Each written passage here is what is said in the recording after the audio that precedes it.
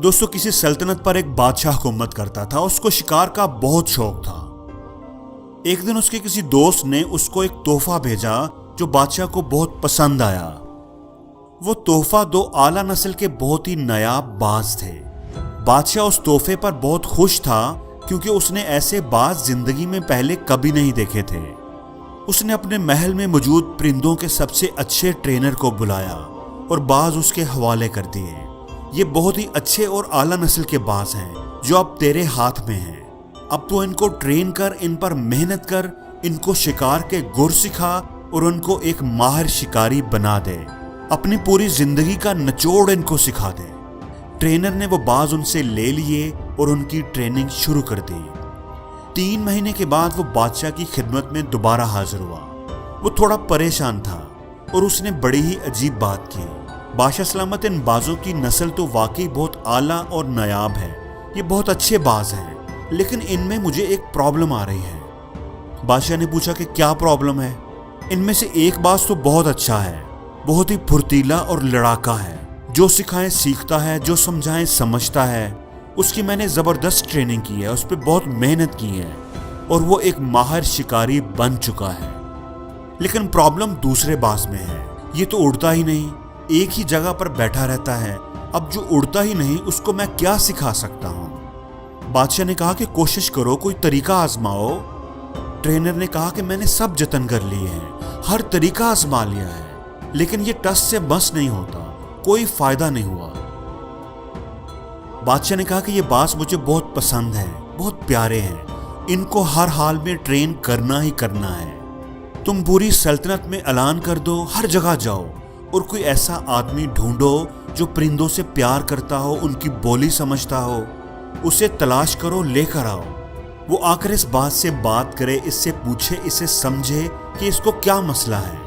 दूसरा भी तो तेरा ही भाई है, तेरी ही नस्ल का है, वो तो मस्त उड़ता है, तुम्हें क्या प्रॉब्लम है?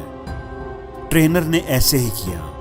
उसने पूरी सल्तनत घूमी, आदमी की तलाश की और आखिर उसने एक आदमी ढूंढ ही लिया।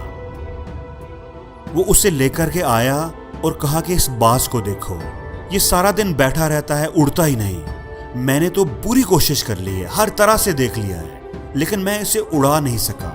अब तुम ही देखो, इसको समझो कि इसे क्या प्रॉब्लम है। वो सादा सा देहाती किसान आदमी उस बाज के पास गया, उसे गौर से देखा और फिर बोला कि मैं उसे उड़ा दूंगा। अगले दिन बादशाह देखने के लिए आया तो दोनों बाज हवा में उड़ रहे थे।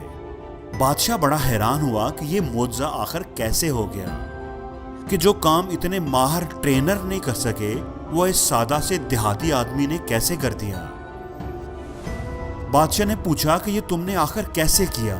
तो उस आदमी ने जवाब दिया कि बादशाह सलामत, मैंने तो कुछ भी नहीं किया। जिस शाख पर ये बैठा हुआ था, बस मैंने उस शाख को काट दिया तो ये अपने आप ही उड़ने लगा।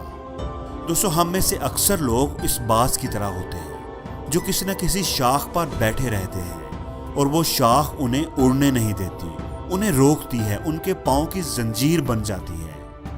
उस शाख को काटना पड़ेगा। जो सहारे आपको कमजोर करें उन्हें तोड़ देना चाहिए। जो चीजें आपकी कामयाबी में रुकावट हों उन्हें छोड़ देना चाहिए। हर चीज की एक कीमत होती है, कामयाबी की भी एक कीमत है। वो कीमत अदा किए बगैर कामयाबी आपको नहीं मिलेगी। जिस तरह एक जहाज साहिल पर खड़ा होने के लिए नहीं बना होता, उसे गहरे पानियों में उतरना ही पड़ता है। एक बाज शाख पर बैठने के लिए नहीं बना होता, वो आसमान का सीना चीरने के लिए बना होता है। हमेशा याद रखना कि साहिल पर खड़े होकर कोई भी गोताखोर नहीं बनता।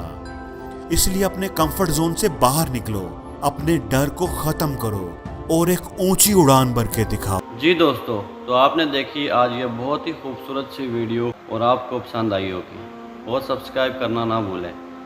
मिलते हैं नेक्स्ट वीडियो में, तब तक मुझे इजाज़त दीजिए। अल्लाह हाफिज़।